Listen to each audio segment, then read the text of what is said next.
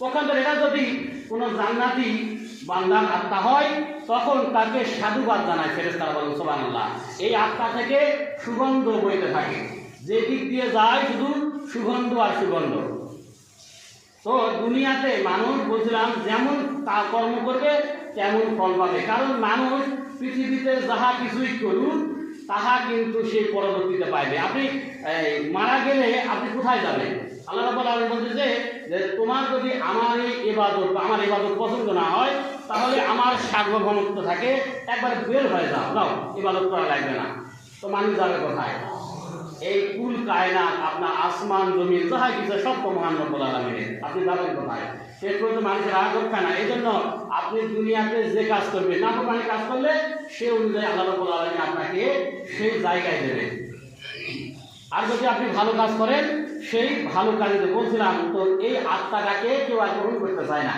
আর এই আত্মাগুলোকে পৃথিবীতে আপনার ইল্লিন এবং সিজদিন দুইটা জায়গা আছে। পাপীদের আমল নামা এক জায়গায় রাখা হয়, আর তাদের ভালো আমল নামা, যারা ভালো মানুষ তাদের আত্মা এক জায়গায় রাখা হয়। এরপরে বলা হচ্ছে যে এবং জান্নাতে যে তুমি প্রবেশ করো জান্নাতে, কাদেরকে বলা হবে? যারা মুমিন বান্দা, যারা মুমিন বান্দা।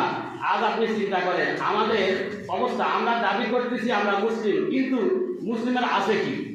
মুসলিমের আছে কি? আপনাকে দেখাই দিচ্ছি যে আমাদের পোশাক, মনে করেন পোশাক, সুন্নতি পোশাক একটা নীতি আছে। এইটা ছাড়া আমরা দাবি করতেছি আমরা মুসলিম, কিন্তু মুসলিমদের অস্তিত্ব কোথায়? আপনাদের আজ আমাদের যে পোশাকটা আছে না, ড্রেসটা হচ্ছে অমুসলিমদের মতো। অনেকেরই এখানে খুলে দেখা যাবে কাটিং হচ্ছে ইহুদি খ্রিস্টানের মতো। খাবারটা খাচ্ছেন সেখানে আল্লাহ রসুলের সুন্নত মানতেছে না, তার নীতি অনুসরণ করতেছে না, সেই খাবারের পদ্ধতি হচ্ছে ইহুদি খ্রিস্টানদের মতো। এরপরে আপনি যে লেখাপড়া করতেছেন, শিক্ষা করাচ্ছেন আপনার সন্তানকে, সেইটাও আপনি ইহুদি খ্রিস্টানদের আদলে, আল্লাহ রসুলের শিক্ষা নয়। এরপরে সামাজিক ব্যবস্থা, সব জায়গাতে এমনভাবে আমরা তাদের অনুসরণ করেছি, এরপরেও আমরা সৌভাগ্যবান দাবি করতে পারতেছি আমরা মুসলিম। এরপরও আমরা দাবি করতে পারতেছি মুসলিম। আজ যে আয়াতটি তেলাওয়াত করেছিলাম হাদিসের ইবারত যে আখলিস দিনিকাল একফিকাল আমালুল করে, তোমার ইমানকে খাঁটি করো, অল্প আমল নাজাতের জন্য। কেন অনেকে হয়তো বেজার হয়ে আছেন যে হুজুর আমার ইফতারের সময় আমার দোয়া করে দেয় না। আপনাদের আমি বলেছি যে আপনার দোয়া আপনার নিজে করতে হবে।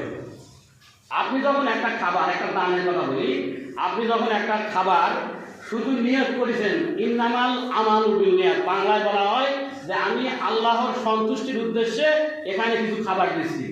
তো আপনি মানুষের ভালো কাজের যেটা নীতি, আপনি শুধু নিয়ত করার সাথে সাথে আপনার আমল নামায় সওয়াব লেখা হয়, বলেন সুবহানাল্লাহ। এরপরে যখন আপনি এটা দান করলেন বা চলেই আসলো, কেউ খেয়ে ফেললো, তখন আরো পাবেন। আপনি যদি নাও দেন, শুধু নিয়ত করেছেন, নিয়ত করার সাথে সাথে আমল নামায় লেখা হয়, সুবহানাল্লাহ। কিন্তু আপনি আগে বলেছেন, আমি বলছি যে নিজের দোয়া সুন্দরভাবে ইফতারির সময় অনেকেই দেখেছি, মন খারাপ করেন না, যে এখানে আসে কোটে ধান আছে, কোটে কে দোকান করেছে, কে ভালো আছে কে খারাপ আছে, আমার তো কান আছে, এছাড়া ওখানে যে আপনি তাসবিহ তাহলে দিবেন, এটা আপনার মাথায় ধ্যানে আসে না। কোথায় খাবার কম আছে, কোথায় খাবার বেশি আছে, এগুলো নিয়ে চিন্তা করেন। কিন্তু আপনার এখানে ইফতারের সময় আপনি খাবার নিয়ে আল্লাহ রাব্বুল আলামিনকে দোয়া করবেন, এই সময় দোয়া কবুল হয়, বলেন সুবহানাল্লাহ। সেই পদ্ধতি হচ্ছে আল্লাহ রাব্বুল আলামিনের নীতি, আল্লাহ রসুলের সুন্নাহ। এগুলো আপনাকে বুঝতে হবে। এগুলো না বুঝে আপনি বিভিন্ন গাঁওকে ব্যস্ত আছেন, আমাদের হুজুর জন্ম করে দেবে।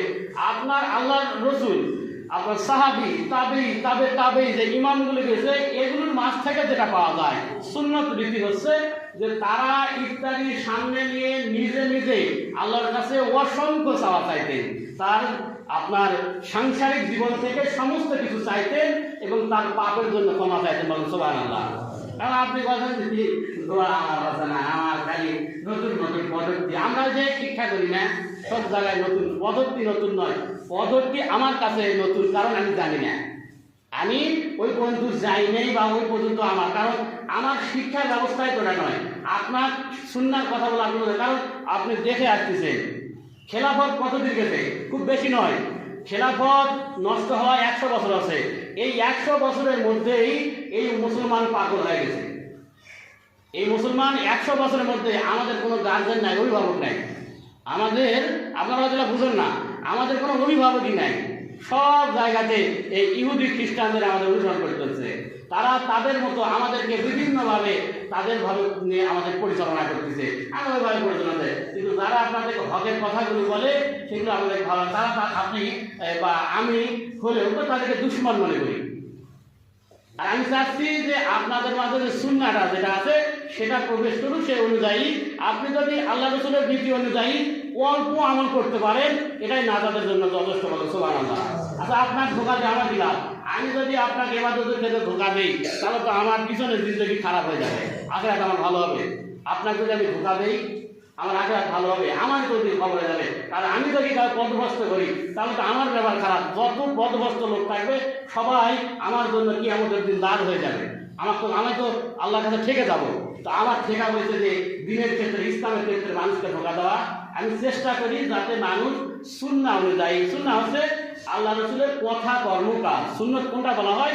আল্লাহ রাব্বুল আলামিন রসুল যে কাজটি করেছেন, করতে বলেছেন, নিজে করেছেন, এটাই হচ্ছে সুন্নাহ। কিন্তু আমরা আরবি বুঝি না, বিধায় মনে করি সুন্নাহ যে কি। উনি যে কাজটা করেছেন, যে পদ্ধতিতে ইবাদত করেছেন, সেই পদ্ধতি যদি আপনি অবলম্বন করতে পারেন, অল্প আমল, আপনার অল্প ইবাদত আপনার জন্য 5 পয়েন্ট হয়ে যাবে। কিন্তু আপনি মনে করতেছেন কোনো বুজুর্গানের দিন আপনাকে বলেছে যে এইভাবে করতে হবে, তার নিজস্ব পদ্ধতি, সে তো গেছেই, এবং আপনারও আমল নষ্ট হয়ে যাবে, যার কারণে আল্লাহ তাআলা বলেন আপনার ভালো আমল নষ্ট হয়ে যাবে, বলেন নাউযুবিল্লাহ। এই জন্য অত্যন্ত সতর্কভাবে ইবাদত করতে হয় এবং ইবাদতের পদ্ধতি জানতে হয়, জানার চেষ্টা করতে হয়। আল্লাহ যেন আমাদেরকে এই আল্লাহ রসুলের আদর্শ এবং তার রীতিনীতি বুঝে ইবাদত করার তৌফিক দান করুন। আল্লাহুম্মা আমিন। ওয়া আখিরু দাওয়ানা আলহামদুলিল্লাহি রাব্বিল আলামিন। আর সকলের জন্য দোয়া হবে ইনশাআল্লাহ। রমাদান মাস, আল্লাহ যেন আমাদেরকে সকলকে এই রমাদানের সমস্ত